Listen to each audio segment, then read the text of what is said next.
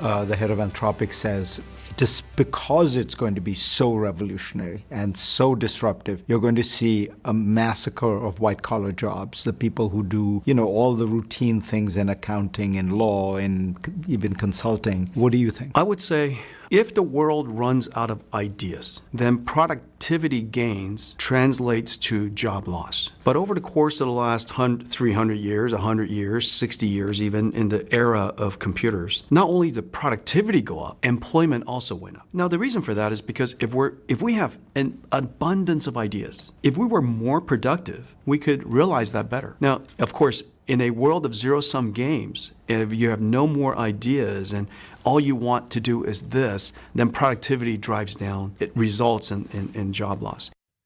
So that is Jensen Huang being interviewed by Fareed Zakaria, I think, at the Aspen Institute, or he's talking on CNN, I should say. And he's talking about how, with the AI's coming, everyone's excited about it, but what's it going to mean for job loss? Well, a lot of it comes to a lot of people are going to be coming for the coders, according to Mike Rowe. If they're not coming from the welders, the plumbers, the steam fitters. And it went on to say, and Mike Rowe said over at Aspen, that Larry Fink of BlackRock or Blackstone or something black says we need 500,000 electricians in the next couple of years, and that's not hyperbole. That is music to the ears. And I told you so has to be going through Mike Rowe's head. He is Mike Rowe from the mikeroweWorks Foundation and the host of People You Should Know. Mike, what was it like at the Aspen Institute? They got you to wear a tie. Did you really just conflate BlackRock and Blackstone and then shrug it off as if a couple of $trillion-dollar companies are interchangeable? Yeah, I think in retrospect. I appreciate that. Good for you. Right. Yeah, you also conflated the Aspen Institute with the Energy AI Summit, which just took place in Pittsburgh. And it's an understandable conflation because every time you turn around, a room full of billionaires is convening somewhere in the country to talk about the existential threat that you and I have been discussing now for like 10 years vis-a-vis our workforce. So, look, I'm not one to take victory laps, but Brian, the headlines have caught up to us in a way that is absolutely undeniable. Larry Fink at the Aspen Institute addressed a big crowd of swells, and he was crystal clear. 500,000 electricians just in the $12 trillion portfolio that he oversees, right? These guys have a whole different look at what's going on with our workforce. Now, yesterday and the day before in Pittsburgh, President Trump showed up along with an enormous crowd of people who raised $92 billion in the room to invest in building data centers, which, as Jensen Huang basically just described, are actually AI factories. This is an enormous play by Pennsylvania and Senator McCormick and Fetterman, both of whom came together in a nonpartisan way to get behind this push. And I got invited simply to remind the crowd that creating jobs is very different than creating enthusiasm for those jobs. And I essentially begged them to carve off a little chunk of that money that was raised and use it to promote the opportunities at hand. So basically, it's the same drum I've been beating for the last 17 years. So people that are panicking, you said, as you sent to me, they told you to, hey, if I think it was Hillary Clinton that told a bunch of coal miners, learn to code. Yes. And you said they're coming for the coders. They're not coming from the welders and the steam fitters. You want to expand on that? Yeah, that actually got an applause line. We were at the Carnegie Mellon Institute. I mean, this is like a real pinnacle in an institution of higher learning. And these guys got the memo too. We have, for the last 30 years, been elevating our white-collar portion of the workforce at the expense of the blue-collar portion. And we have been sort of intimating that the robots and the technology that is certainly on the horizon, if not already here, is coming for the blue-collar jobs. It's turning out to be something quite opposite.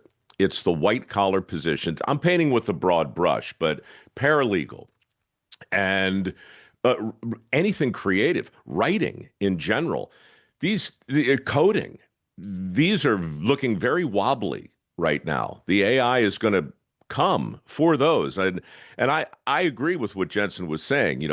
There's disruption and there's going to be a result, I think, that's impossible to accurately predict long term. But short term, we are entering the golden age of plumbing, steam fitting, pipe fitting, welding, HVAC.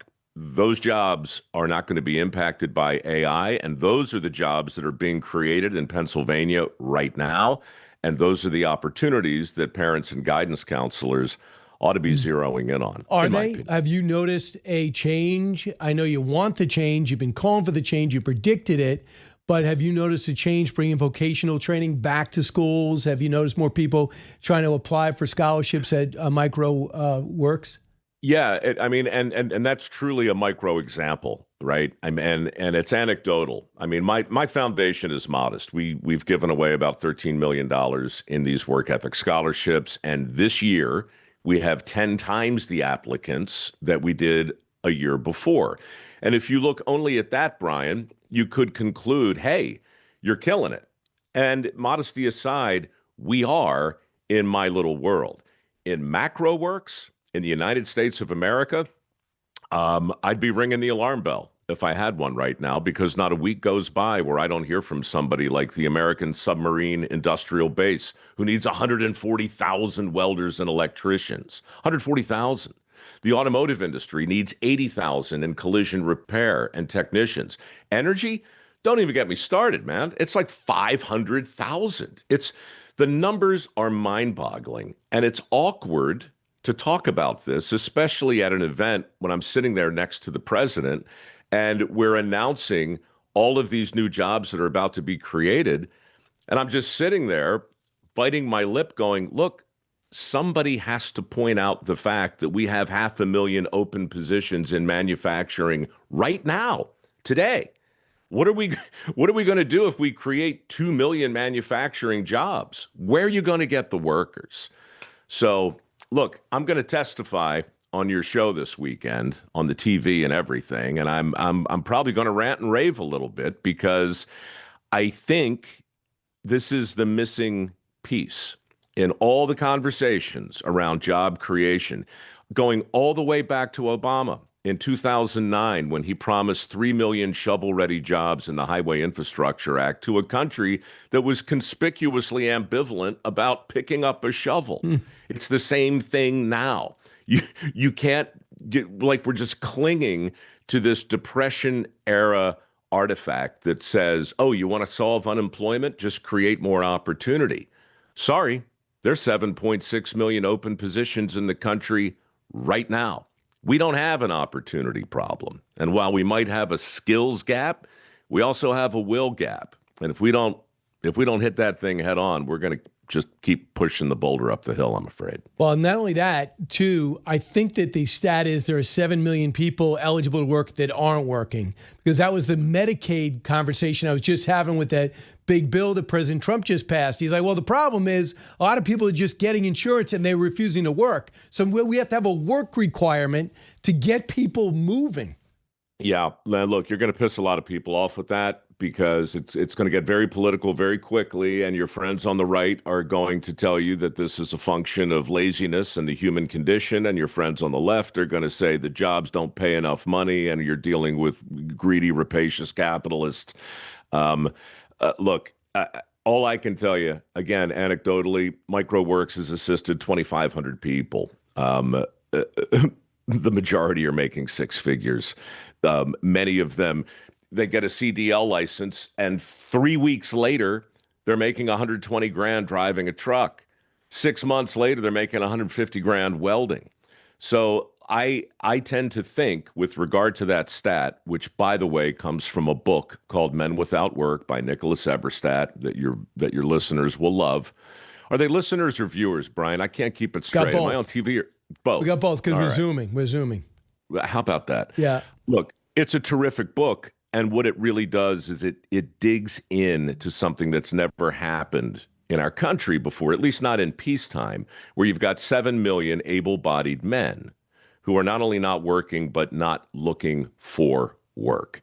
That is amazing.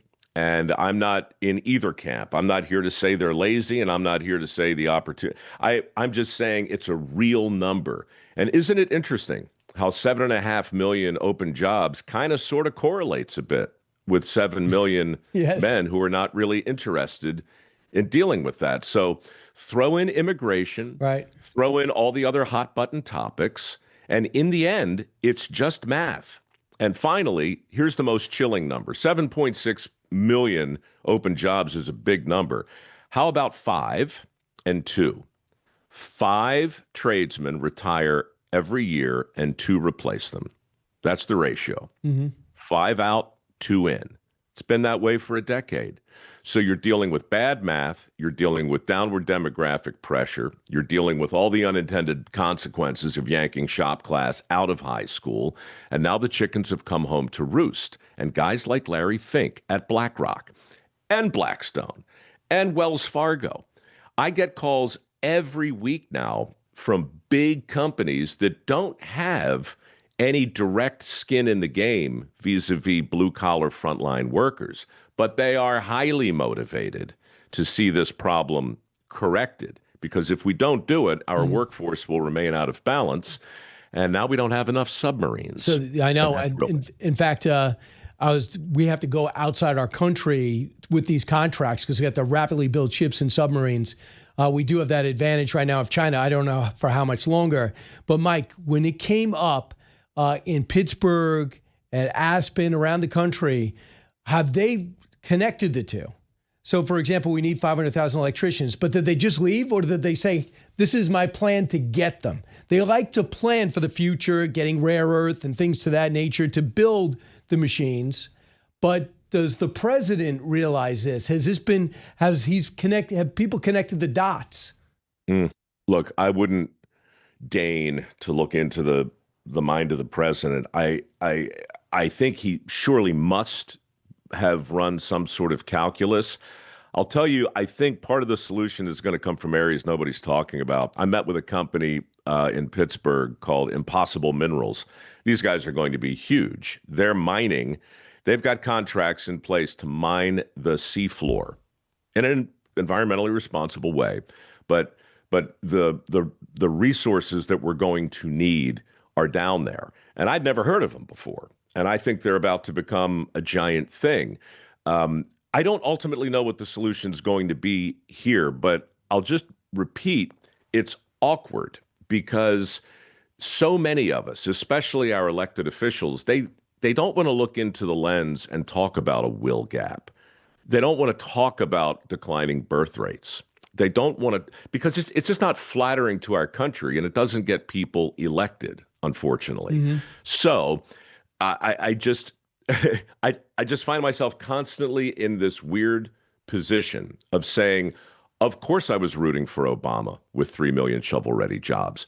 Of course I'm rooting for Trump with 3 million new jobs in manufacturing with all this reshoring. But I just hope to God somebody somewhere steps back and says, look, the opportunities alone are not enough to inspire, amplify, and motivate this generation to run toward them. And the money's not enough either.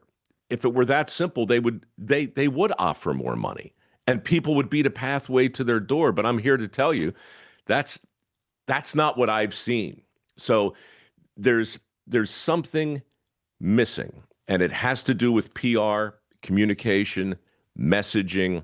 And I'll leave you with this because I know you got to jump. But when these guys ask me where the skilled workers are, we've looked everywhere, Mike, says the Maritime Institute. We can't find them. Do you know where they are? I say yes. They say where? I say the 8th grade. That's where they are. All right. That's where you got to go get. And by the way, we got the Secretary of Education should be putting that back in, just like pursuing anti-Semitism. We should be pushing for vocational training. Metal shop and wood shop. Mike Rowe, thanks so much. I'll talk to you on Sunday night, 10 o'clock. This is The Break. Hey everyone, I'm Emily Campagno. Catch me and my co-hosts Harris Faulkner and Kaylee McEnany on Outnumbered every weekday at 12 p.m. Eastern, or set your DVR. Also, don't forget to subscribe to the Fox News YouTube page for daily highlights.